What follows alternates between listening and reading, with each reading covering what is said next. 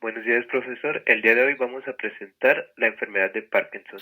Nuestro equipo está conformado por Carelli, Brandon, Diana, Samuel, Gemma y su servidor Giovanni.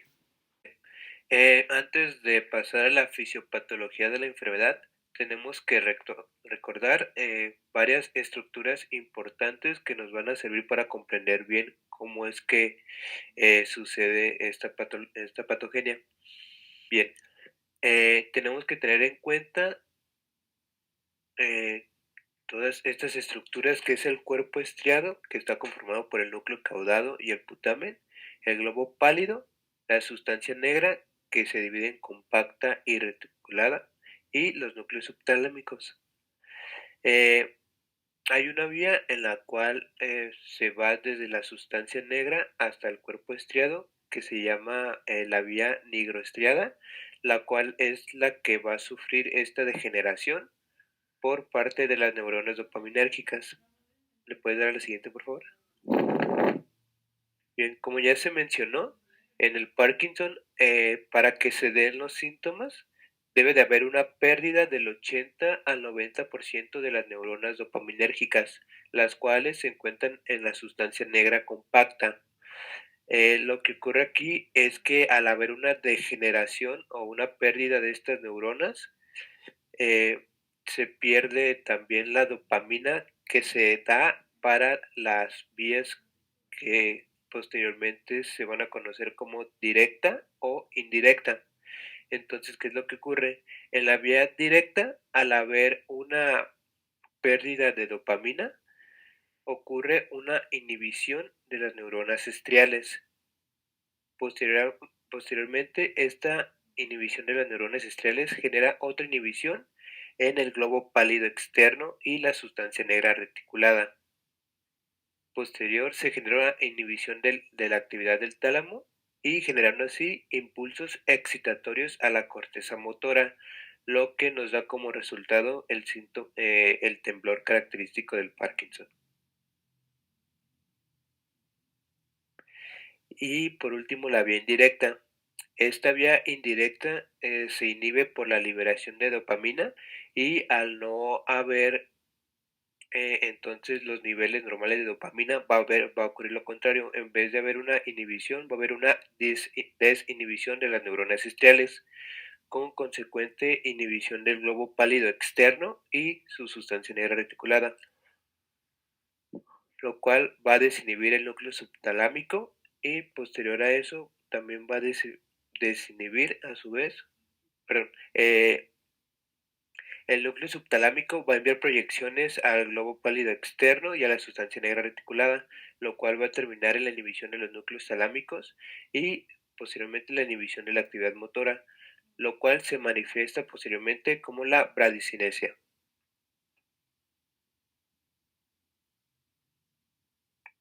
Ok, una vez que se mencionó la fisiopatología, hay aspectos a mencionar respecto a la anatomía patológica, la histología patológica del Parkinson. Y entre ella entra los cuerpos de Lewis, que a pesar de que no son 100% característicos de Parkinson, ya que se presentan en otras patologías neurodegenerativas como lo es el Alzheimer o la misma demencia por cuerpos de Lewis, o incluso se ha documentado en el estado de vejez fisiológico, pues es de importancia mencionarlo. Los cuerpos de Lewis son inclusiones eosinofílicas que se encuentran entre la sustancia negra en los pacientes ya diagnosticados con parkinsonismo, aunque también les mencionaba que se daban otras enfermedades neurodegenerativas. Como ya habían mencionado al principio de la presentación, el componente por el cual están hechos estos cuerpos de Lewis son mayormente por filamentos de alfa-sinucleína, aunque también tienen otros agregados, de que podemos ver un corte histológico de cómo se ve un cuerpo de Lewis. ¿Podrías dar a la siguiente, por favor? Ok, para ver cómo se forman estos cuerpos, hay que recordar que son cúmulos de alfa-sinucleína. ¿Y cuál es el gen que la codifica? Va a ser el PARC1. Entonces, uno de los genes muy implicados en la mutación más bien, uno de los genes implicados en la formación de estos cuerpos sería el PARC1. Aunque cabe mencionar que el valor genético sí, la importancia genética no es mucha realmente. Se dice que es una combinación de factores genéticos de hasta un 10% y ambientales para que se genere esta condición. Pero igual vamos a abarcar aquí los factores genéticos, que sea el PARC1, PARC2 y PARC5, codificando estos la alfa-sinucleína, la parquina y la hidrolasa C terminal de ubiquitina L1. La alfa-sinucleína a grandes rasgos tiene la función de secuestrar en vacuolas a la dopamina intracelular para que ésta no esté libre y posteriormente entre en un estado de estrés oxidativo, generando pues a su vez el peróxido y los radicales libres que son dañinos, que ahorita más adelante van a hablar de estrés oxidativo. Y pues bueno, ¿podrían dar a la siguiente, por favor?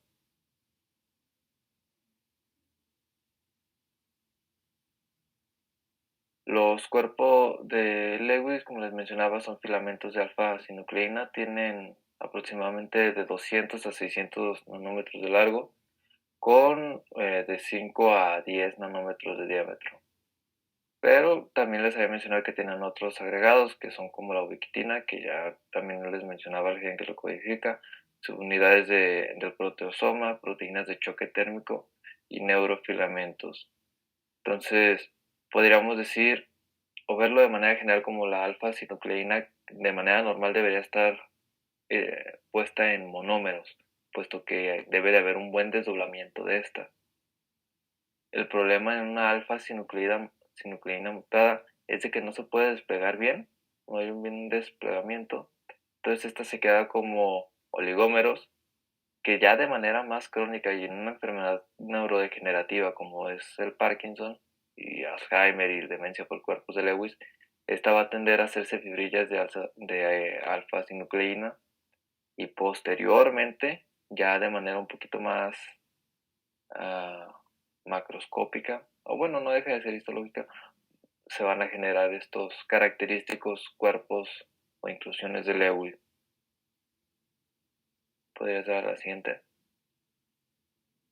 Ahora bien, la alfa-sinucleína constantemente debe de estar degradada y esto se da por la vía proteosómica de la ubiquitina, pero pues esta vía va a estar muy pues mutada por, pues, por estos genes que les mencionaba que tienen importancia aquí.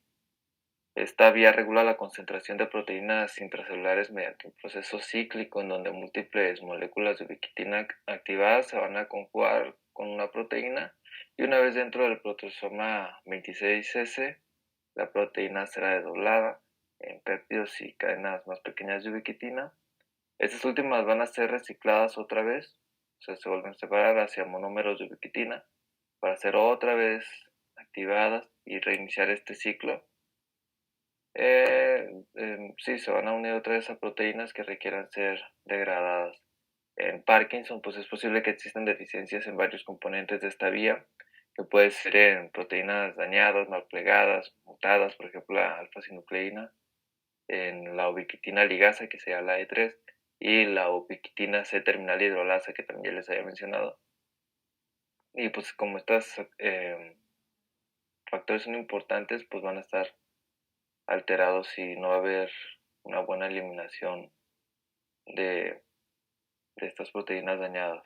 Y pues va a haber un constante progreso de la enfermedad y pues más tendencia a generar más cuerpos de Lewis, que pues bueno, los cuerpos de Lewis no son como tal el padecimiento o lo que causa el daño, sino la consecuencia. El daño va a ser meramente pues la degeneración neuronal y el mal paso de dopamina, el aumento pues de dopamina, no, perdón, el decremento de dopamina y aumento de acetilcolina. ¿Puedes dar la siguiente? Bueno, como ya sabemos, el estrés oxidativo es un fenómeno biológico que se presenta cuando se incrementa excesivamente la producción de radicales libres o especies reactivas y se disminuyen los sistemas antioxidantes endógenos como el del glutatión, por ejemplo, en esta situación. Esta pérdida del balance de óxido-reducción en el organismo produce un daño celular severo que puede llevar a la muerte celular. El estrés oxidativo contribuye a la progresión importante de esta enfermedad. Un elemento muy importante aquí es la dopamina, la cual, como ya sabemos, es un neurotransmisor que se produce en la sustancia negra y que es sintetizado a través de la L-tirosina. El metabolismo de la dopamina puede ocurrir espontáneamente por autooxidación o puede ser catalizado por la monoximidasa. Ambas reacciones de igual manera generan peróxido de hidrógeno, el cual por sí solo no daña la neurona, aunque induce citotoxicidad al formar radicales libres de hidroxilo por medio de una reacción que es catalizada por el hierro. ¿Me puedes cambiar, por favor? En las especies reactivas de oxígeno que se producen aquí originan alteraciones en las alteraciones de las funciones de las proteínas, del DNA y de algunos lípidos de la neurona, lo que puede ocasionar la pérdida de la integridad de la membrana, que modifica la permeabilidad iónica y por ende perturba las propiedades eléctricas de esta misma, facilitando así la toxicidad. Por todo esto, es imperativo que la dopamina sea inocua para la neurona, lo cual se va a lograr almacenándola o secuestrándola, como ya les había mencionado mi compañero Samuel, rápidamente dentro de las vesículas sinápticas, después de haber sido sintetizada, lo cual este es el principal mecanismo por el cual las neuronas de la sustancia negra se van a proteger de los efectos dañinos de su oxidación, lo cual se puede ver aquí en una imagen, que vemos una terminal presináptica de una neurona dopaminérgica en la que se puede observar la función de la sinucleína en el almacenaje de la dopamina. En los casos en que es deficiente este secuestro, la dopamina se oxida y forma en el citoplasma peróxido de hidrógeno y radicales libres, como radicales libres de superóxido y dopamina quinona. ¿Me puedes cambiar, por favor? A grandes rasgos, el estrés oxidativo es una condición dañina para las neuronas dopaminérgicas y resulta de la eliminación deficiente de las especies reactivas de oxígeno que se generan por las reacciones relacionadas con la dopamina. Normalmente, las especies reactivas son eliminadas por sistemas antioxidantes intracelulares. Sin embargo, como resultado normal del proceso de envejecimiento por alguna alteración patológica, estos mecanismos suelen en ocasiones estar dañados. El glutatión es un cosustrato para la detoxificación del peróxido de hidrógeno por las enzimas glutatión peroxidasa y la catalasa. En los organismos senescentes, la actividad de este se encuentra reducida, lo que aumenta los carbonilos de las proteínas en todos los tejidos, incluyendo el cerebro. Adicionalmente, el daño oxidativo del DNA mitocondrial aumenta más de 15 veces en comparación con el del DNA nuclear, lo que contribuye a fallas en la capacidad del glutatión para eliminar los radicales libres, condición que va aumentando proporcionalmente al incremento de la edad. ¿Me puedes cambiar, por favor? Bueno, en la enfermedad de Parkinson, las células de la sustancia negra parecen estar en un elevado estado de estrés oxidativo, lo que se deduce por el aumento en productos de la oxidación de lípidos y proteínas del DNA. En esta sustancia, el malon, malondialdehído, el cual se encuentra aumentado hasta 10 veces más de su valor normal. La condición o la concentración de la 4-hidroxinoneanal, que indica la oxidación de los lípidos, se encuentra incrementada un 58% de las neuronas sobrevivientes en comparación con el 9% encontrado en los individuos sanos. La 8-hidroxiguanosina se encuentra aumentada. Esta es un producto de la oxidación del RNA y DNA. Esto en las neuronas 11 y 17 y los niveles de carbonilos de las proteínas. Se encuentran también incrementados en esta sustancia. Adicionalmente, el glutatión, como ya les mencioné, se encuentra disminuido. El superóxido dismutasa se incrementa y el hierro también está aumentado, aunque la concentración de este en condiciones normales ya de por sí es alta. En la sustancia negra, en estas situaciones se encuentra aún más elevado. ¿Le puedes cambiar, por favor? Bueno, la 1-metil-4-fenil 1236 tetrahidropiridona o MPTP también es otro mecanismo por el cual se puede ocasionar esta patología. Esta se oxida hasta una toxina activa llamada MPP, que es un inhibidor selectivo del complejo 1 de la cadena de transporte electrónico mitocondrial. Todo esto, junto con el reconocimiento de la importancia de la dopamina, es lo que implica al estrés oxidativo dentro de la patogenia de esta enfermedad. Esta es una neurotoxina selectiva que causa parkinsonismo debido a la pérdida de neuronas dopaminérgicas en la porción compacta de la sustancia negra.